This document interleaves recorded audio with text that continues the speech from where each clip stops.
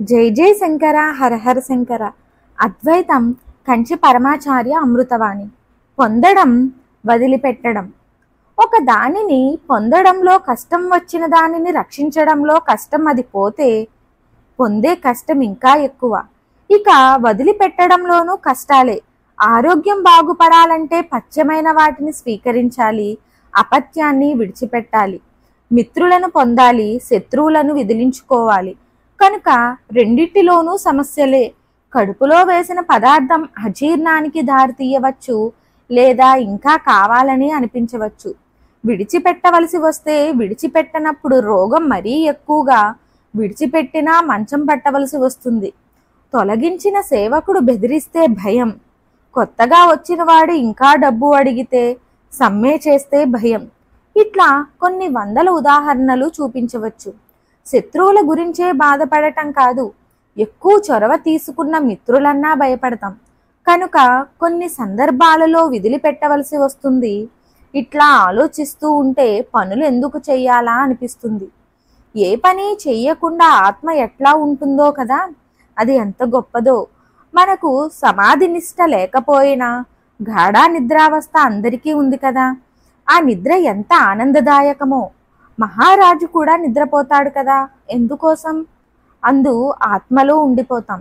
ఆ స్థితిలో పొందడం, విడిచిపెట్టడం ఉండదు గనక అదే నిజరూపమని భావిస్తాం. మనలను మనం పొందడం ఉంటుందా?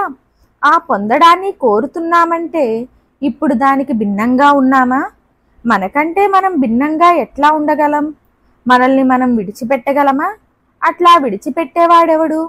మనం విదిలిపెట్టబడిన తరువాత మిగిలిన వారెవరుంటారు?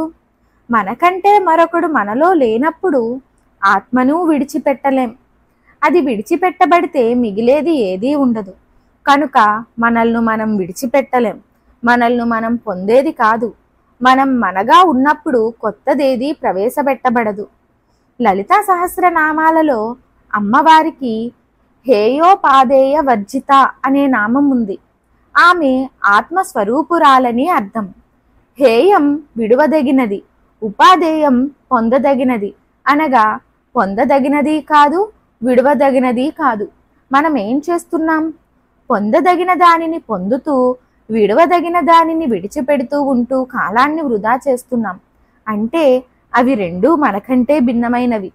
మనం మనగా ఉంటే, లేదా మనలో మనం ఉంటే పని చేయవలసిన పనే లేదు, విడవవలసినది ఉండదు.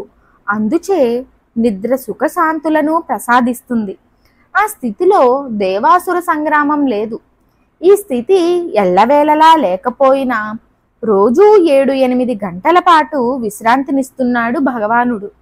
కొంతసేపైనా విశ్రాంతి తీసుకుంటాడని దయ చూపిస్తున్నాడు. మరిన్ని ఆధ్యాత్మిక విషయాల కోసం మా ఛానల్ను సబ్స్క్రైబ్ చేయండి. వీడియో నచ్చితే లైక్ చేయండి, షేర్ చేయండి, కామెంట్ రూపంలో మీ అభిప్రాయాన్ని తెలియచేయండి.